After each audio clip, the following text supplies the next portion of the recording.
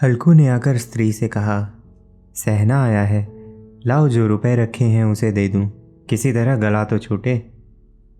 मुन्नी झाड़ू लगा रही थी, पीछे फिरकर बोली, 3 ही तो रुपए हैं, दे दोगे तो कम्मल कहाँ से आवेगा? माघ पूस की रात हार में कैसे कटेगी? उससे कह दो फसल पर दे देंगे, अभी नहीं। हल्कू एक क्षण अनिश्चित दशा में खड़ा रहा। पूस सिर पर आ गया। कम्मल के बिना हार में रात को वह किसी तरह नहीं जा सकता। मगर सहना मानेगा नहीं, घुड़कियां जमावेगा, गालियां देगा। भला से जाड़ों में मरेंगे, भला तो सिर से टल जाएगी।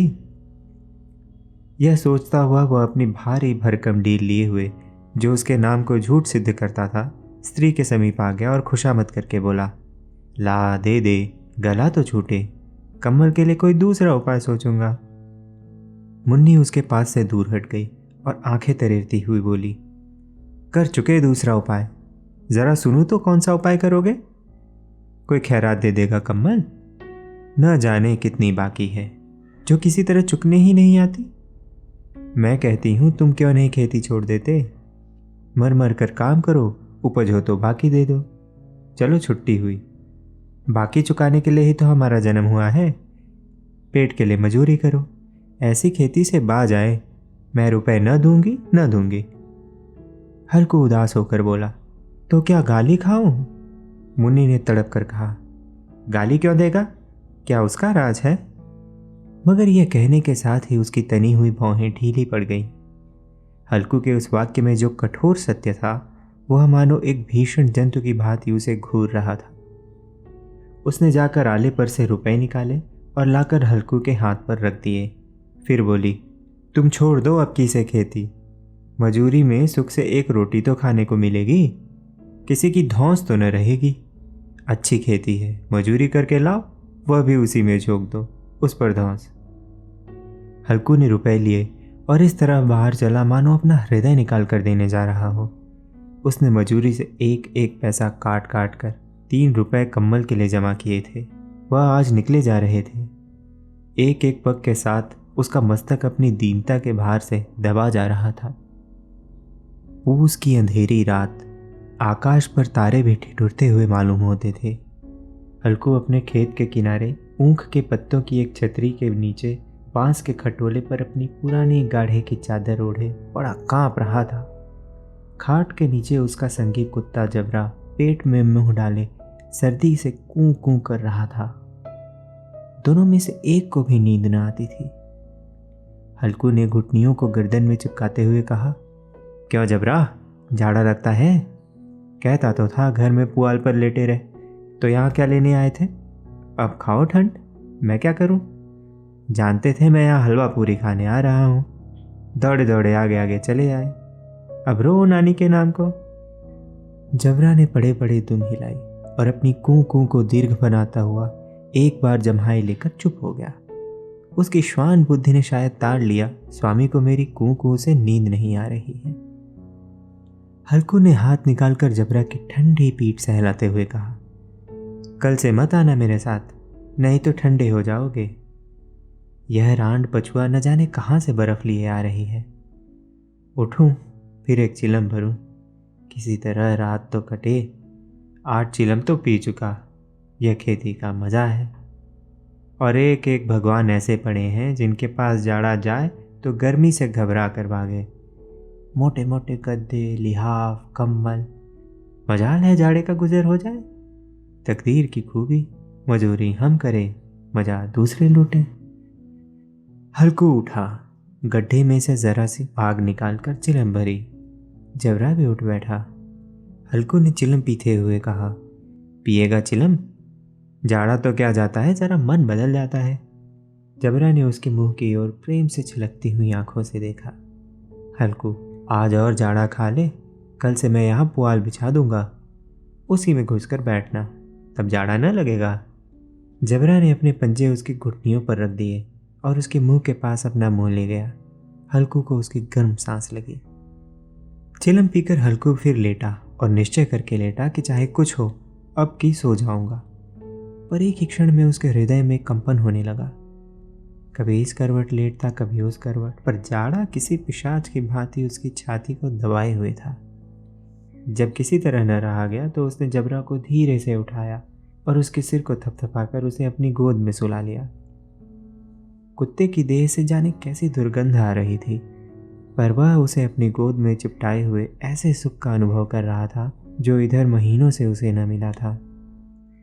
जबरा शायद यह समझ रहा था कि स्वर्ग यहीं है, और हल्कू की पवित्र आत्मा में तो उस कुत्ते के प्रति घृणा की गंध तक न थी।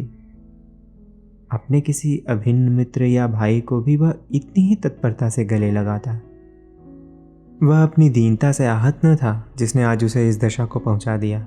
नहीं, इस अनोखी मैत्री ने जैसे उसकी आत्मा के सब द्वार खोल दिए थे और उनका एक एक अणु प्रकाश से चमक रहा था।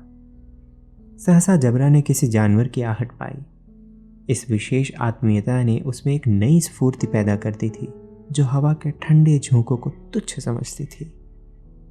वह झपट कर उठा और छपरी से बाहर आकर भूखने लगा।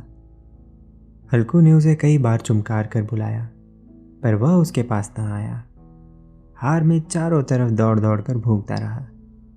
एक क्षण के लिए आ भी जाता तो तुरंत फिर दौड़ता। कर्तव्य उसके हृदय में अरमान की भांति ही उछल रहा था। रात ने शीत को हवा से धधकाना शुरू किया। हल्कू उठ बैठा और दोनों घुटनों को छाती से मिलाकर सिर को उसमें छुपा लिया। फिर भी ठंडी कम न हुई। ऐसा जान पड़ता था सारा रक्त जम गया है, धमनियों में रक्त की जगह हिम बह रहा है। उसने झुककर आकाश की ओर देखा। अभी कितनी रात बाकी है। सप्तर्षि अभी आकाश में आधे भी नहीं चढ़े। ऊपर आ जाएंगे तब कहीं सवेरा होगा। अभी पहर से ऊपर रात है। हल्कू के खेत से कोई एक गोले की टप्पे पर आमों का एक बाग था। पतझड़ शुरू हो गई थी। बाग में पत्तियों का ढेर लगा हुआ था। हल्कू ने सोचा चलकर पत्तियां बटोरूं और उन्हें जलाकर खूब तापूं। रात को कोई मुझे पत्तियां बटोरते देखे तो समझे कोई भूत है। कौन जाने कोई जानवर ही छिपा बैठा हो। मगर अब तो बैठे नहीं रहा जाता। उसने पास के अरहर के खेत में जाकर कई पौधे उखाड़ लिए और उनका एक झाड़ू बनाकर हाथ में सुलगता हुआ उपला लिए बगीचे की तरफ चला। जबरा ने उसे आते देखा तो पास आया और दुम हिलाने लगा। हल्कू ने कहा, अब तो नहीं रहा जाता जबरू, चलो बगीचे में पत्तियां बटोर कर तापे। टाठे हो जाएंगे तो फिर आकर सोएंगे। अभी तो बहुत रात है। जबरा ने कूं कूं करके सहमति प्रकट की और आगे आगे बगीचे की ओर चला। बगीचे में खूब अंधेरा छाया हुआ था और अंधकार में निर्दय पवन पत्तियों को कुचलता हुआ चला जाता था। वृक्षों से ओस की बूंदें टप टप नीचे टपक रही थी। एकाएक एक झोंका मेहंदी के फूलों की खुशबू लिए हुए आया। कैसी अच्छी महक आई जबरू। जबरा को कहीं जमीन पर एक हड्डी पड़ी मिल गई थी। उसे चिंचोड़ रहा था। हल्कू ने आग जमीन पर रख दी और पत्तियां बटोरने लगा। जरा देर में पत्तियों का ढेर लग गया। हाथ ठिठुरे जाते थे, नंगे पांव गले जाते थे और वह पत्तियों का पहाड़ खड़ा कर रहा था। इसी अलाव में वह ठंड को जलाकर भस्म कर देगा। थोड़ी देर में अलाव जल उठा। उसकी लौ ऊपर वाले वृक्ष की पत्तियों को छू छू कर भागने लगी। उस अस्थिर प्रकाश में बगीचे के विशाल वृक्ष ऐसे मालूम होते थे मानो उस अथाह अंधकार को अपने सिरों पर संभाले हुए हों, और अंधकार के उस अनंत सागर में यह प्रकाश एक नौका के समान हिलता मचलता हुआ जान पड़ता था। हल्कू अलाव के सामने बैठा आग ताप रहा था। एक क्षण में उसने दोहर उतारकर बगल में दबा ली। दोनों पांव फैला दिए मानो ठंड को ललकार रहा हो। तेरे जी में जो आए सो कर। ठंड की असीम शक्ति पर विजय पाकर वह विजय गर्व को हृदय में छिपा न सकता था। उसने जबरा से कहा, क्यों जब्बर, अब ठंड नहीं लग रही है? जब्बर ने कूं कूं करके मानो कहा, अब क्या ठंड लगती ही रहेगी। पहले से यह उपाय न सूझा, नहीं इतनी ठंड क्यों खाते। अच्छा आओ इस अलाव को कूद कर पार करें, देखें कौन निकल जाता है। अगर जल गए बच्चा तो मैं दवा न करूंगा। जब्बर ने उस अग्नि राशि की ओर कातर नेत्रों से देखा। मुन्नी से कल कह न देना, नहीं तो लड़ाई करेगी। यह कहता हुआ वह उछला और उस अलाव के ऊपर से साफ निकल गया। पैरों में ज़रा लपट लगी, पर वह कोई बात न थी। जबरा आग के गिर्द घूम के उसके पास आ खड़ा हुआ। हल्कू ने कहा, चलो चलो, इसकी सही नहीं, ऊपर से कूद कर आओ। वह फिर कूदा और अलाव के इस पार आ गया। पत्तियां जल चुकी थी। बगीचे में फिर अंधेरा छा गया था। राख के नीचे कुछ आग बाकी थी, जो हवा का झोंका आ जाने पर जरा जाग उठती थी और एक क्षण में फिर आंखें बंद कर लेती थी। हल्कू ने फिर चादर ओढ़ ली और गर्म राख के पास बैठा हुआ एक गीत गुनगुनाने लगा। उसके बदन में गर्मी आ गई थी, पर ज्यों ज्यों शीत बढ़ती जाती थी उसे आलस से दबाए लेता था। जबरा जोर से भूख कर खेत की ओर भागा। हल्कू को ऐसा मालूम हुआ कि जानवरों का एक झुंड खेत में आया है। शायद नीलगायों का झुंड था। उनके कूदने दौड़ने की आवाज़ें साफ कान में आ रही थी। फिर ऐसा मालूम हुआ कि खेत में चर रही हैं। उनके चबाने की आवाज़ चर चर सुनाई देने लगी। उसने दिल में कहा, नहीं, जबरा के होते कोई जानवर खेत में नहीं आ सकता। नोच ही डाले, मुझे भ्रम हो रहा है। कहाँ, अब तो कुछ नहीं सुनाई देता। मुझे भी कैसा धोखा हुआ। उसने जोर से आवाज़ लगाई, जबरा, जबरा।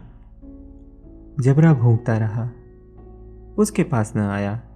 फिर खेत के चरे जाने की आहट मिली। अब वह अपने को धोखा न दे सका। उसे अपनी जगह से हिलना जहर लग रहा था। कैसा धंधाया हुआ था। इस जाड़े पाले में खेत में जाना, जानवरों के पीछे दौड़ना असह्य जान पड़ा। वह अपनी जगह से न हिला। उसने जोर से आवाज़ लगाई, लिहो, लिहो, लिहो। जबरा फिर भौंक उठा। जानवर खेत चर रहे थे। फसल तैयार है। कैसी अच्छी खेती थी, पर ये दुष्ट जानवर उसका सर्वनाश किए डालते हैं। हल्कू पक्का इरादा करके उठा और 2-3 कदम चला, पर एकाएक हवा का ऐसा ठंडा चुभने वाला बिच्छू के डंक का सा झोंका लगा कि वह फिर बुझते हुए अलाव के पास आ बैठा और राख को कुरेद कर अपनी ठंडी देह को गरमाने लगा। जबरा अपना गला फाड़ डालता था। नीलगाय खेत का सफाया किए डालती थी और हल्कू गर्म राख के पास शांत बैठा हुआ था। अकर्मण्यता ने रस्सियों की भांति उसे चारों तरफ से जकड़ रखा था। उसी राख के पास गर्म जमीन पर वह चादर ओढ़कर सो गया। सवेरे जब उसकी नींद खुली तब चारों तरफ धूप फैल गई थी और मुन्नी कह रही थी, क्या आज सोते ही रहोगे?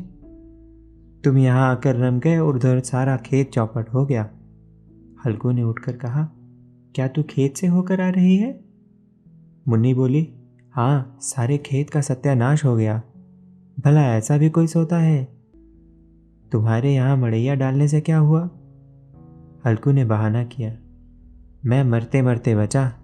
तुझे अपने खेत की पड़ी है? पेट में ऐसा दर्द हुआ कि मैं ही जानता हूँ।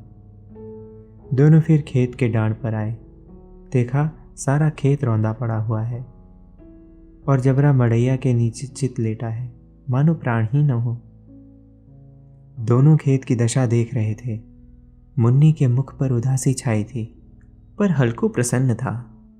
मुन्नी ने चिंतित होकर कहा, अब मजूरी करके माल गुजारी भरनी पड़ेगी। हल्कू ने प्रसन्न मुख से कहा, रात को ठंड में यहाँ सोना तो न पड़ेगा।